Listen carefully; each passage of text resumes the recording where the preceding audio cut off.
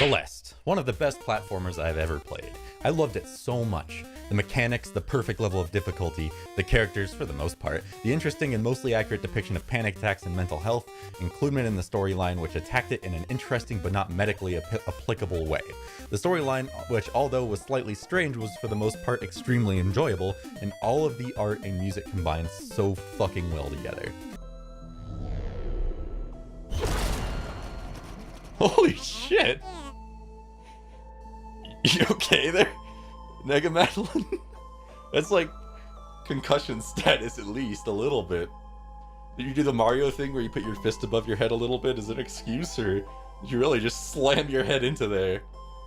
That's like 50 years of being a linebacker in 1 second. Holy shit. I don't know what to think about that moment. This game is on all the systems, including the brand new system itch.io. What the fuck is this? Full of genius, intuitive, interesting, and seemingly brand new game design, this game took and held my love and interest for an extremely long amount of time. This game is one of my favorite platforms I've played to date. So many interesting and new concepts made it incredibly satisfying to progress and improve my gameplay. But this game also had a lot of issues which brought down the overall experience. First off, even though the game was built for many systems, I highly recommend playing it on a PC with a keyboard. Reason being, the controls for dashing are rigidly defined as either up diagonal, left up diagonal, right, left down diagonal, right down diagonal, and down, rather than being able to go in more directions. So for the first few levels, you're getting used to figuring out exactly where diagonal is and where the other directions, which are close, are. Because if you mess up, it is very easy to go diagonally when you're trying to go right or up. And this makes you look like an idiot, which is 1, impossible otherwise because I'm a genius, and 2, annoying as Big Smoke from GTA. Speaking of that big beautiful beauty, this game has beautifully avoided an escort mission by changing what to do in a situation where you have to escort someone out of a cave.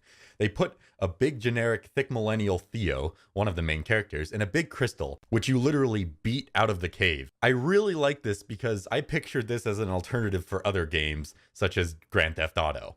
Imagine escorting Big Smoke by putting him in a crystal and beating it to the end of the game. I love this because escort missions have literally made me never touch a game again. In Grand Theft Auto, a major game, someone choked a speedrun because in a Big Smoke escort mission, Big Smoke that decided after being hit by a train, jumping off a bridge they were on was a good idea. The speedrunner now had to jump off the bridge with his bike to retrieve the now petrified man and accidentally falls on him with his bike, killing Big Smoke. If Big Smoke was stuck in a giant crystal, this would have never happened. But at the same time, driving a motorcycle with a big crystal probably isn't a good idea. Regardless, smacking that crystal out of that cave had many amusing, intuitive, and fun mechanics, all of which I enjoyed.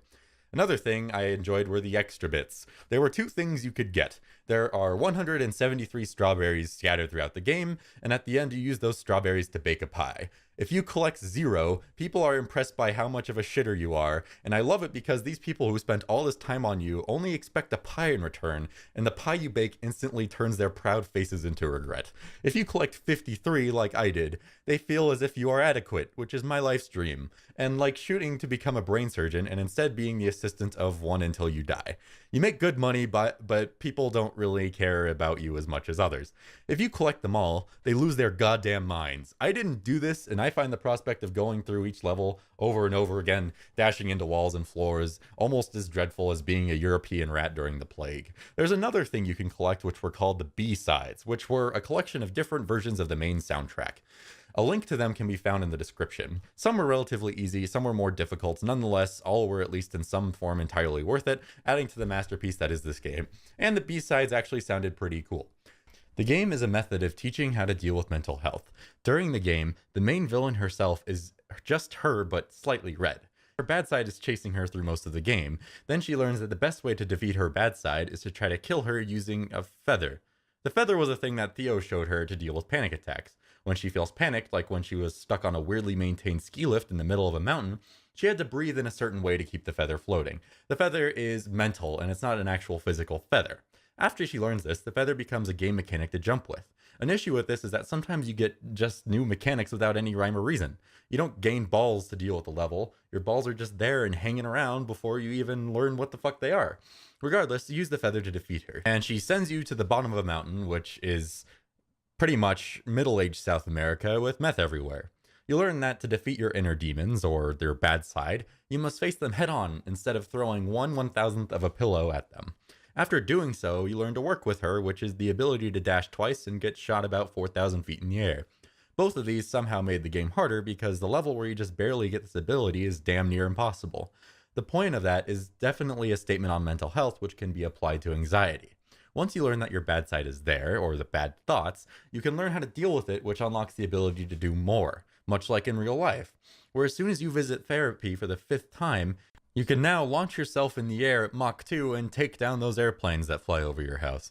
You should still go to therapy. I was kidding. Hitting airplanes is really hard anyways. I really enjoyed how it tackled the issue. The progression of her mental health improved her ability to climb a mountain, which turned out to be somewhat relatively realistic. Also, making the storyline about real life issues without sounding preachy was something I enjoyed greatly. In the end, play this game. It is a fucking masterpiece. There are so few issues with it, and the good parts vastly outweigh the meager amount of issues which are at most trifling to begin with. Thank you so much for watching. This has been Nord. I hope you've enjoyed. Sorry this took so long. I've been very addicted to another game I've been playing. That's coming out hopefully soon. I'm going to start writing a script on it as soon as this is done. Hopefully I can get it out by the weekend. Another thing I've been doing is I'm starting a podcast with some friends of mine. We haven't uploaded anything yet, but we're already going to start another channel, and I'll give a link to that as I figure that out. So thank you so much for watching. Once again, this is Nord. I'll catch you guys later.